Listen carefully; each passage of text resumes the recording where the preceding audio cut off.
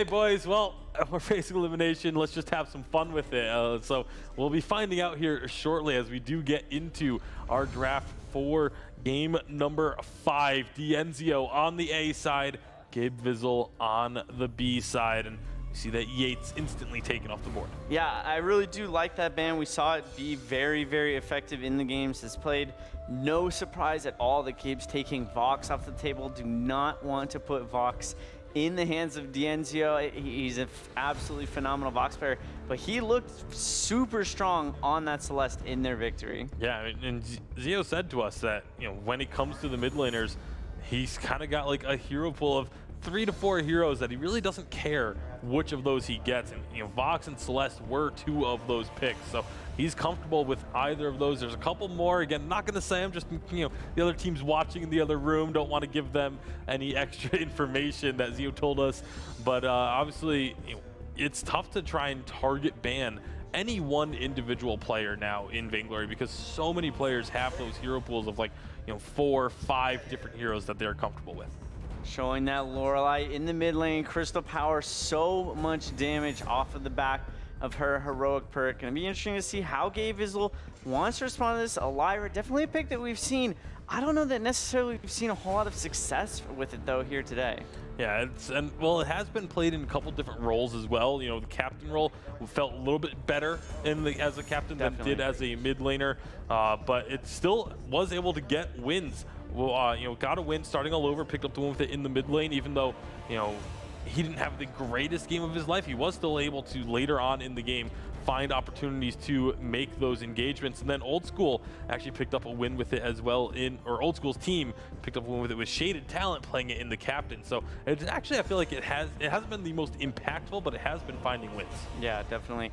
Anka being picked up for Team Dienzio. So much burst damage, finds the backline squishy carries, blinks in, completely obliterates them off the map. If they don't have any protection for that, it's going to be very hard to deal with. That's something I'd really like to see Gabe Vizel pick up for his team. And not to mention, Pico going to be playing that Anka most likely, and he fits his playstyle so perfectly well. Just split push, constantly go off on your own, and then use your immense amount of, just mobility and dodgeability to stay out of your opponent's clutches, and that's exactly what Anka is able to do. Lance going to get picked up though, our first Lance of the day. We've seen him hovered a few times, but finally actually going to be making an appearance on the rise.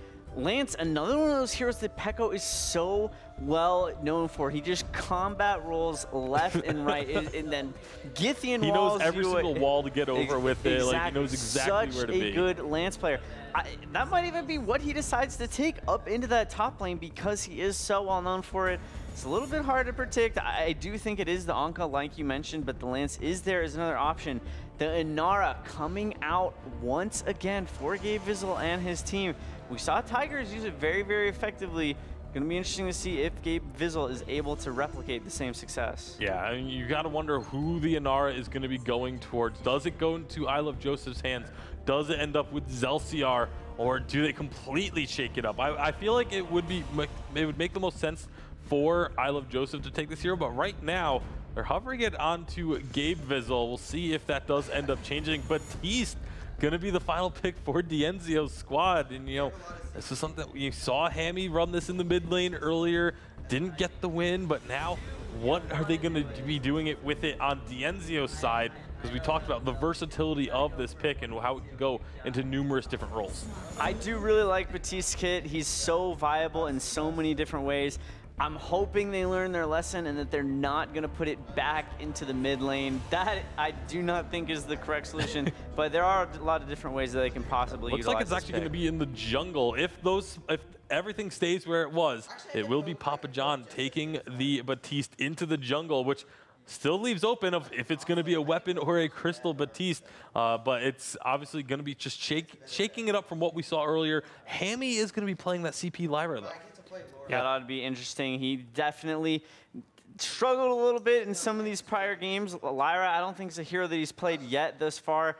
Hopefully he can turn it up a notch. Yeah, certainly expecting to. And I think one thing that's interesting is we do see the Reza on the side of Gabe Fizzle's squad. And I could hear him communicating with Zelsia there saying, hey, man, as long as you're good, as long as you're not going to die during this game, then this pick can certainly work. We'll see if it's going to work out for them. As we head into game number 5, it's Dienzio up against Gabe Fizzle. Humanist and Dowsy will be calling the action. It's time to head onto Sovereign's Rise.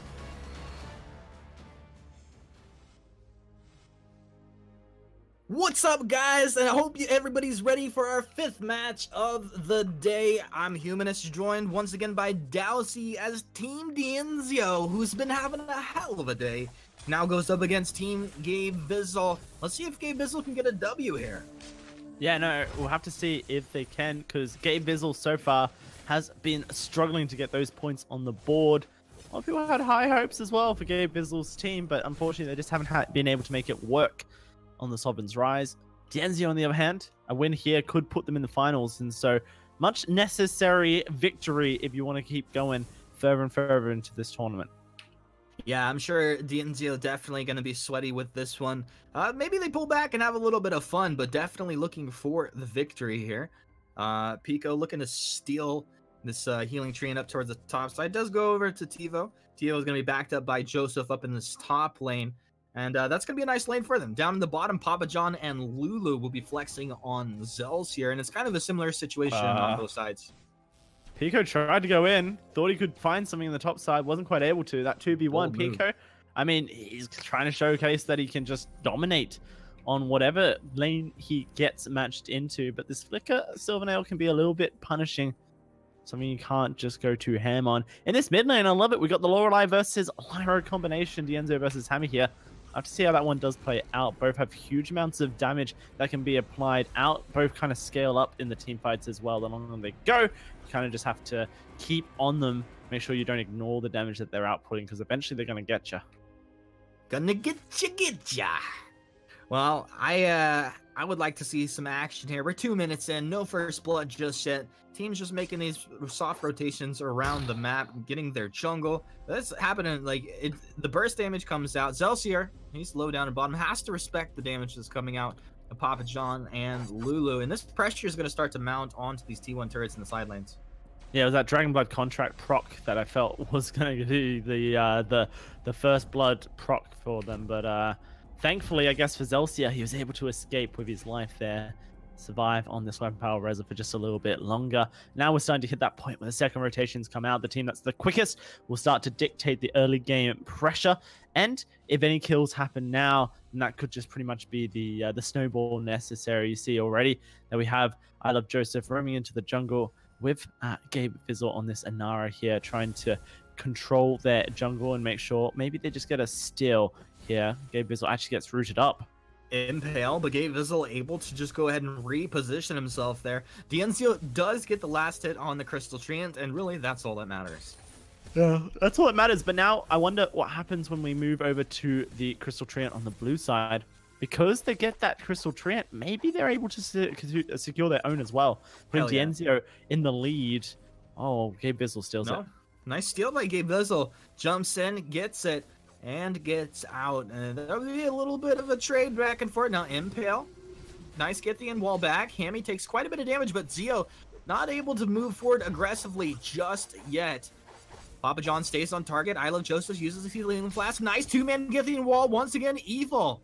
I mean, this guy, he definitely one of the best lances in the world, and you know he'll tell you himself he is the best. Yeah, no, Evo is a monster when it comes to the lance, and it was just a disengage Githian wall, but you can imagine how impactful that's going to be when the team is ready to engage onto a key target. Evo will set them up so you can knock him down on this lance, and maybe he'll steal a cheeky kill as well. So far, Luluzio kind of showcasing that mechanical prowess that he's been known for. Zelsia's having a really rough time on this weapon power Reza down in the bot side, and now with Papa John back in position to continue putting the pressure, you have to think that that turret doesn't stand a chance. Yeah, that turret's going to be gone. Yeah, shouldn't be here by the time Zelsier makes it back to lane, and you wonder, like, what is Zelsier's rotation going to be like here? Because he's not necessarily, like, ready to get out there and fight. No, not at all. I mean, we always expect that after the 4-minute mark, when those turrets lose their extra resilience, that's when that first turret's going to fall. But when you compare the damage that Luluzio and Papa John have been able to do to their turret compared to the damage that has come out of Tivo and I Love Joseph so far, it's not even comparable. Pico has half of his turret's health left. He's level 6. He's got so much more farm. It almost feels like he's controlling the lane compared to Zelcia here.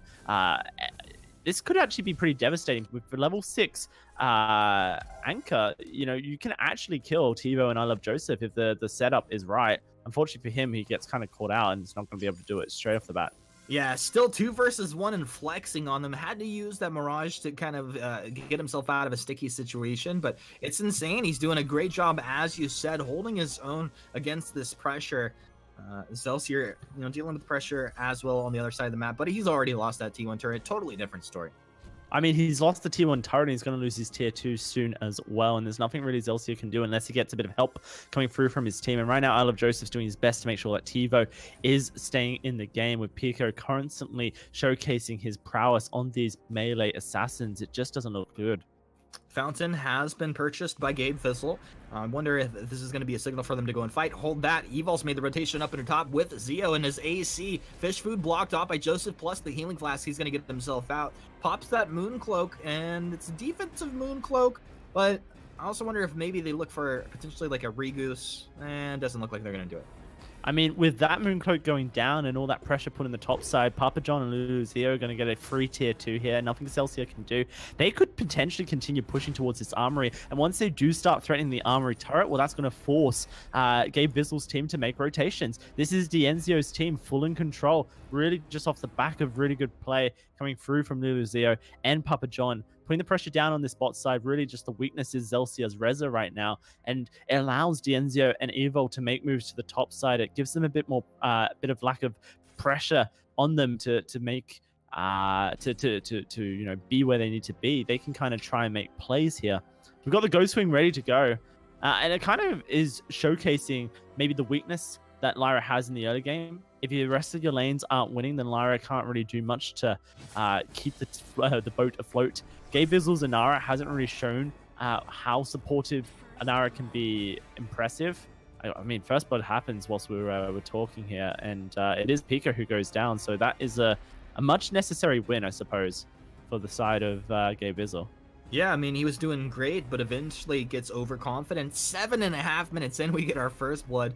And that also means that they can push that turret down and now maybe look to make some rotations from the top half of the map in towards the middle here. And it would be perfect timing as this Crystal Treant has spawned up and it's being taken, but taken way too fast, actually. Yeah, I mean, Crystal Treants, you can test them if you can, but they're not really the end game result. They're not your end game goal either. Tivo fighting that kill on the top side. I'm like, well, I lost. We're done. I lost, yeah. No, Crystal Treant got stolen. I mean, I might as well just go... Go sit on the fountain. Yeah, it's all good. No worries. I do wonder how Gabe Vizzle's team gets back into this though. Tivo, I mean, he's farming okay, but when you look at Luluzio on the other side of the map, he's got 76 to the 66. So it's 100 CS advantage. There's a Ghost Wing advantage now for them as well, and they've got that turret advantage. Zelcia hasn't been able to find his way into the game. He's actually prioritizing defensives quite early, which you don't really want to be doing on a 1-power Reza. If you can help it, you want to be aggressing as much as possible. Speaking of aggressing, Pico jumping on in there, getting some nice blades damage off on a Hammy and Gabe Vizzle, but just making them more than anything just respect the fact that he's there. They have to play defensively the entire time that this Anka's hanging around. They have some help moving in from the top river. Impale dissuades that jump in. Mirage, the split damage is there. Pico, nice spread damage onto 3 as Team Gabe Vizzle defensively retreat under that turret. Evo looking for the Impale, won't be there. And Pico just keeping them zoned back. There's essentially no defense coming out on that turret there, and Zelcia remains in the bottom lane. Yeah, I struggle to see how Inara support is going to actually provide the utility that usually Gabe Vizzle wants. Yeah, you've got that ultimate to give the movement speed, that allows your team to kind of aggress, but if your team is not ahead, then they're kind of aggressing to their own depths here, Humanist. Really good Impale starts off that fight from Evo, and it really was just the Pico show, as it's been all day, blowing up everyone, allowing for Luluzio to just wail away at the turret. He was obviously going to be the sustained damage if it ever came to it, but it didn't. It wasn't necessary. And right now, it doesn't look like there's much ins for Gabe Bizzle. TiVo, their only real damage source. Hammy's not there yet on this Lyra. And actually, Hammy's going a bit more of a sustained auto attack reliant build, which I just don't think is the current meta when it comes to Lyra. Usually we see something a little bit more bursty that relies on your sigil. We've got an alternating current on Hammy, and they adjusted Lyra's power. They kind of took it away from her auto attack and put it more into the sigil.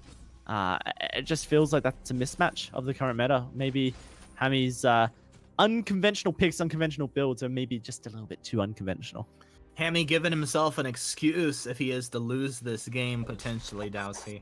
I like to think so anyway. Evol moving around the southeast edge of this wall below the turret here. As the Mooncloak comes out, Team Gabe Bizzle maybe going to think about an engage, but Lance isn't the target they want. Oh, they get deep into the backline, but it's an arcane passage. Lulu takes it the other way. Now booting, buying time, hiding back. Joseph trying to get on target. Evol's here, ready to disrupt. Watch the Githyan wall to knock 2 back, buying time for his team to get on to Zelsier. Zelsier's down, but they've lost Lulu as well. Now Papa John as well as Pico taking damage. They've both fallen here, but TiVo, I Love Joseph, I Love Gabe Bizzle took a lot of damage. Hammy as well. Zeo, he's thirsty, which is saying a lot for a Lorelei. And they're really hanging around here. They feel like they can get some work done. Water wall onto Zeo. We'll time out. Splashdown comes down, and it's time to exit stage left. Yeah, Hammy's arcane passage was the deciding factor there. Zeo just out of position. And Another one, like 3-man Githyan wall to knock them back. It's not enough. They're going to lose Dienzio and now Evil. Evil able to take down Joseph. But a nice play once again, as you were mentioning, the arcane passage. Yeah. The arcane passage, but I mean, what can they do off this? It doesn't look like they have any map pressure. Another Ghostwing spawned, and honestly, Luluzio and Papa John could just move onto it and take it. There's actually nothing that I think that Gabe Bizzle's team could do if that was to be the case. If they wanted to engage onto it, then the fight could potentially be won 3v4 at this stage. That is, it's surprising, okay? You know, we're kind of talking that Gabe Bizzle's team doesn't really have anything that they can do to come back. Well, I guess it is possible. If you put Luluzio literally on the other side of a team fight where there's no really support that allows him to survive, then yeah, you can blow up the main damage source and whittle them away.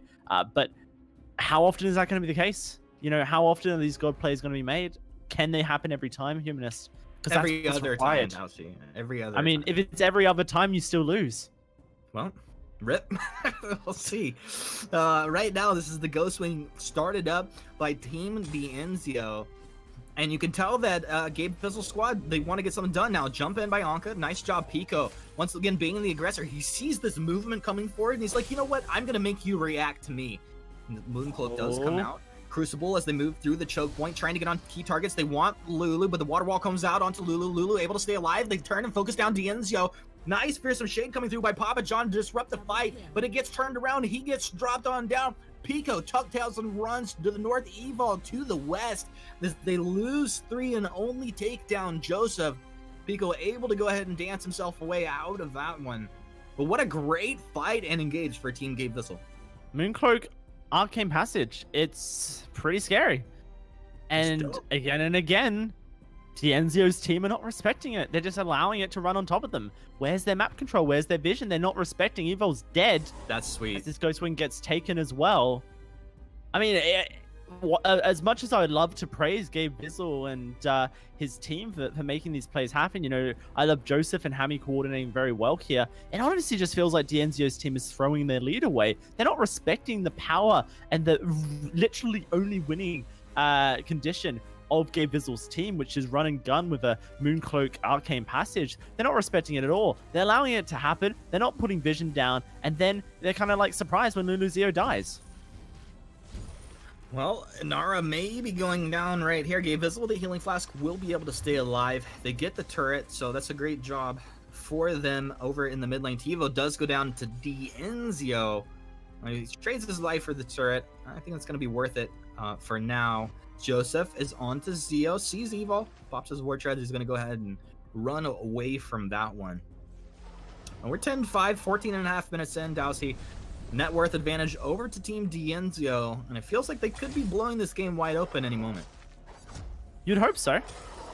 I mean, it would be a damn shame. You're trying to get to the finals here, and you're not able to execute off your gold lead here and your composition. You're not able to play around your opponent's winning conditions. Then it's a real damn shame, Humanist.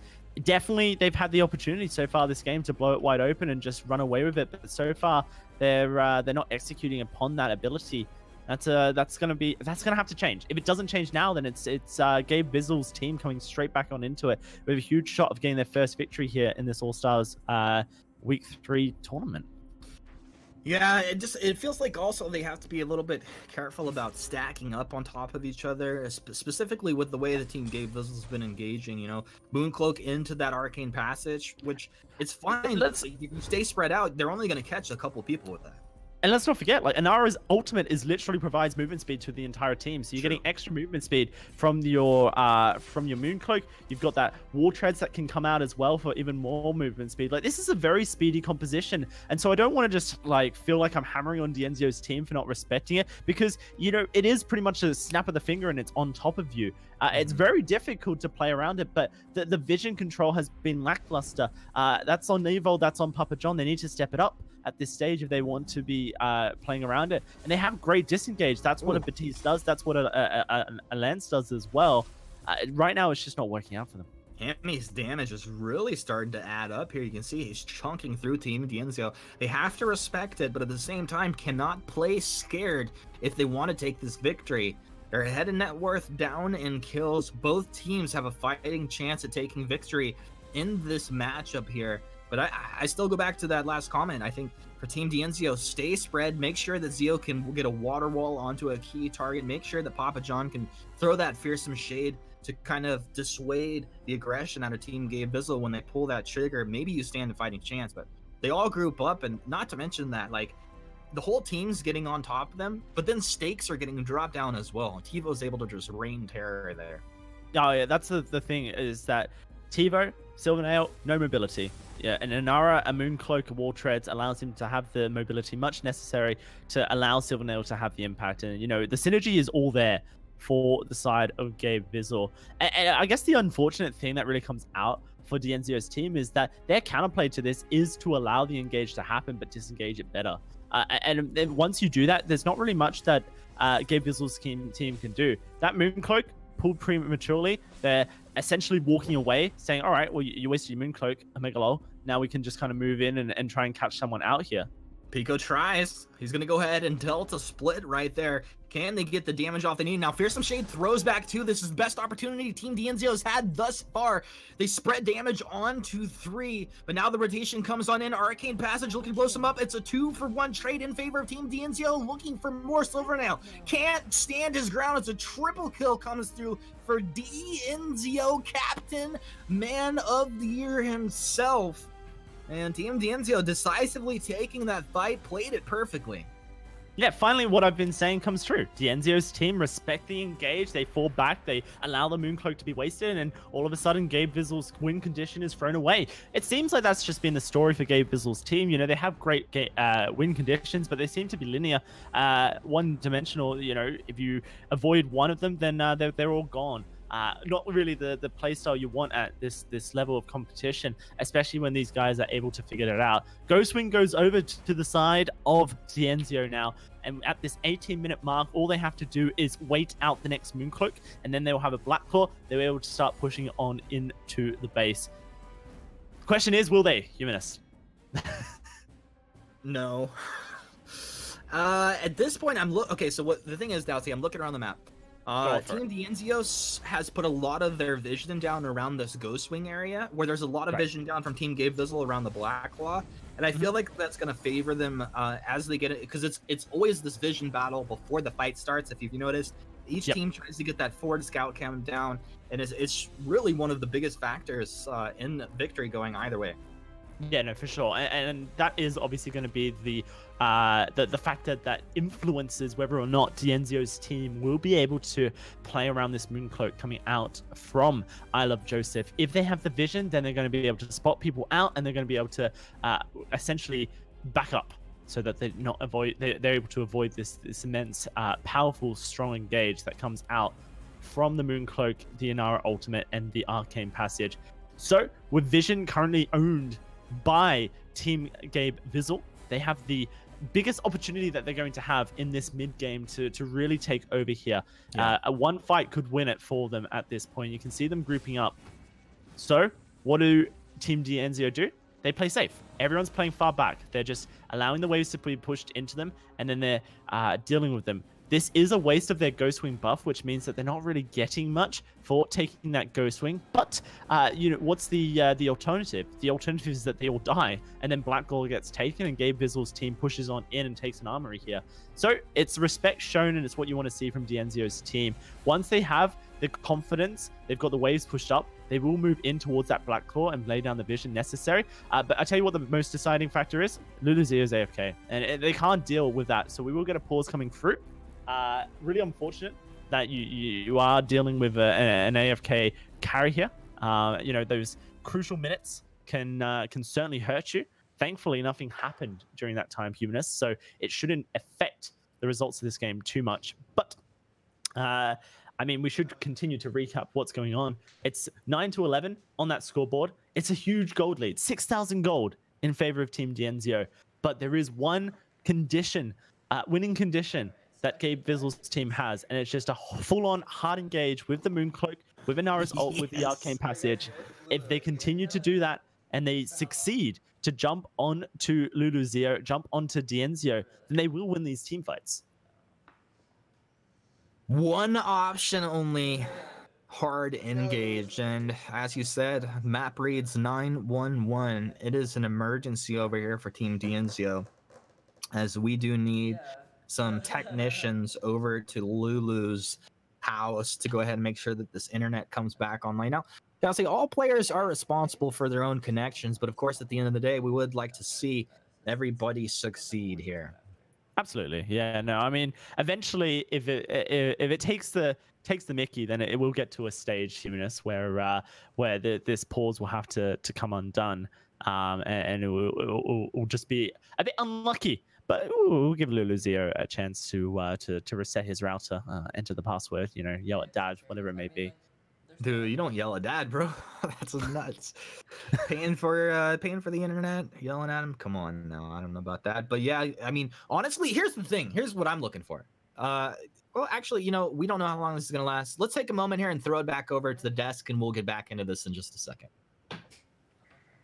All right, well, the players get their connections dealt with. I believe one of the players struggling to stay on the game. So while that is all organized, we'll have a bit of a discussion about what has been going on so far. This is a close-run game. Going on how they were acting on the desk before this, I wasn't sure if this was going to be a bit of a roll, but Gabe Vizzle absolutely holding his own right now. Yeah, Gabe said coming into this that he wanted to draft an aggressive composition, and he's held the kill lead for the entirety of this game. They've looked really good in that regard.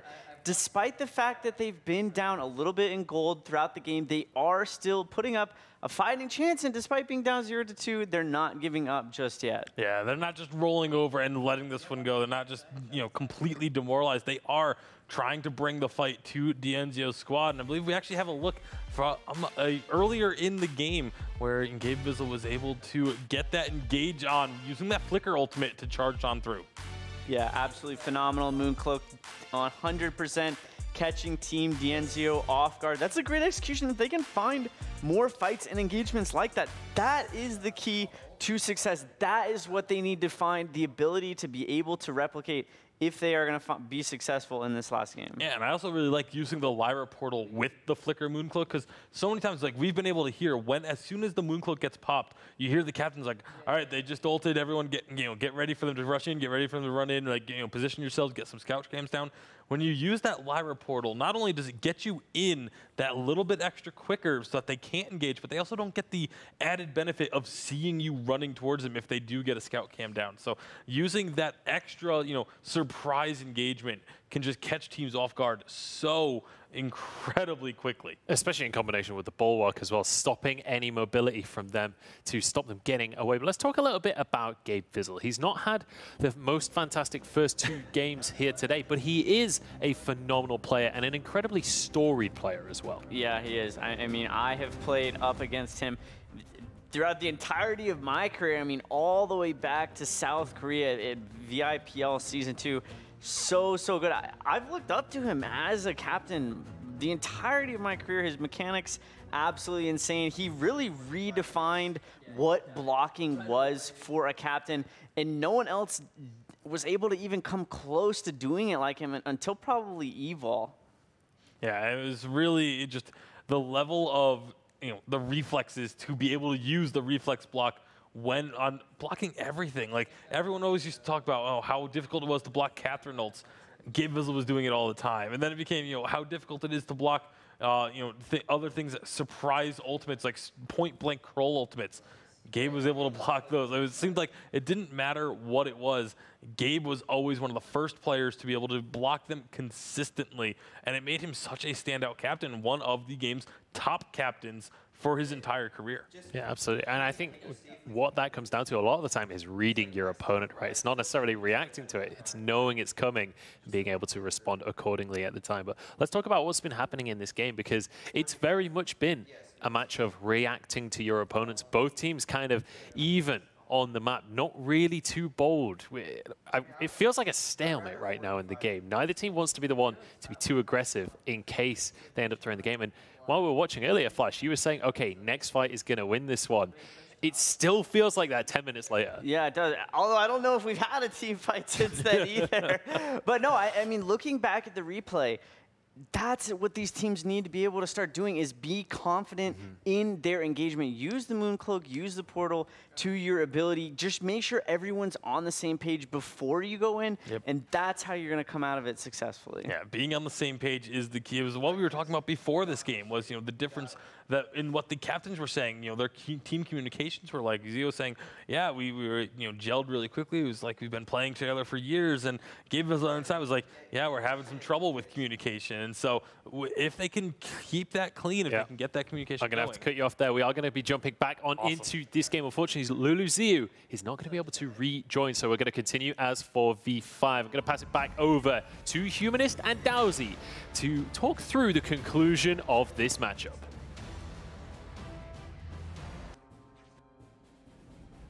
Well, it looks like we are back into the game, and kill score still reading 9-1-1 over here as DNZO down 9-11, but does have the advantage when it comes to net worth. Lulu still not moving onto the map just yet, but you know what? I feel like this is a chance for Team DNZO to get the first 4 versus 5 win of the day. You'd think so. I hope so. We'll have to see how it goes. Does that mean that your game has unpaused because mine hasn't? Yeah, just my it's my unpause happening over here. So maybe if you want to do a quick reconnect on that, we'll do that. Back into the game. For now, I'll go ahead and hold this ship down. And it looks like it will be, of course, Team Gabe Vizzle taking advantage of their numbers, moving in to secure the Ghost Wing over here. And it's kind of a, bittersweet moment, I guess, for Team Gabe Vizzle after going down 0-2 in the day. And they really want to compete and get that victory, but not going to happen. Pico trying to make the cheeky plays to get in there and steal that Ghost Wing away. It's not going to happen. But I do like that he went for that attempt. And I guess apparently the word on the street was Lulu was unable to rejoin. So yeah, this is definitely going to be your 4 versus 5 game as Dowsy works on getting himself back into the game as well here. Nice 2-man Githian wall to buy some time, but Evol getting focused down with the water though. Incredibly tanky. DNZO, he's already spent that big ultimate. Will he go down? Hammy, arcing passage back in another Githian wall. The imp able to follow Evol. Best lance in the world. Sets it up for his teammates to knock it down. That is a massive fight there as Team DNZO takes the kill in a situation where they're playing 4 versus 5. That was absolutely awesome. Yeah, really unreal stuff. And the disengage that does come through from Alanta, Batiste is constantly going to be a problem. Pico's just going to try and punish a 2v1 here on this Unker. Not quite able to get the engage. That's the best thing you can do when you're outnumbered, right? Like, you get a kill, you just try to chain kill them down. Yeah, absolutely. You have to. Unfortunately, if it doesn't work, then you do just lose. Oh my goodness. The Mirage plays. Almost coming out. Pico is practically 1v2ing here, whilst the rest of his team is agitating Blacklaw. Okay, so it might be a 4v5 here, Humanist, but they're not done. They want this win. No, they're gonna sweat all because this is really what it's all about. If you can beat Team 4 versus 5, you will never let your opponents live that down. They're about to get this Black Claw right now, right? Right? Gabe Bizzle is stunned up. It's getting down low. This is incredibly close. They got it. Batiste able to secure it now. DNZO gets the water wall onto himself, trying to get back. Not enough. Now they need the impales and the githing walls from Evil to buy time so they can get away. He's going to dip out to the west, Papa John towards the south. Evil will fall, but they got that Black Claw. So, I mean, they do what they can. They're fighting a losing battle, but doing their damnedest. Yeah, I mean, they're probably going to get this tier 2 mid lane turret with that Black Claw, but that's about it. Honestly, it's just a win, though. Like, you can't really say anything too negative towards DNZO's team. They made the ambitious play in a 4v5 and got a Black Claw and got a turret out of it. So, ultimately, it's a job well done. Unfortunately, as long as LuluZeo stays disconnected, this game should be a win for Gabe Bizzle, and we just have to play it out for integrity's sake. And it is unfortunate. I wish you had the ability to like control your teammate's hero if they disconnected.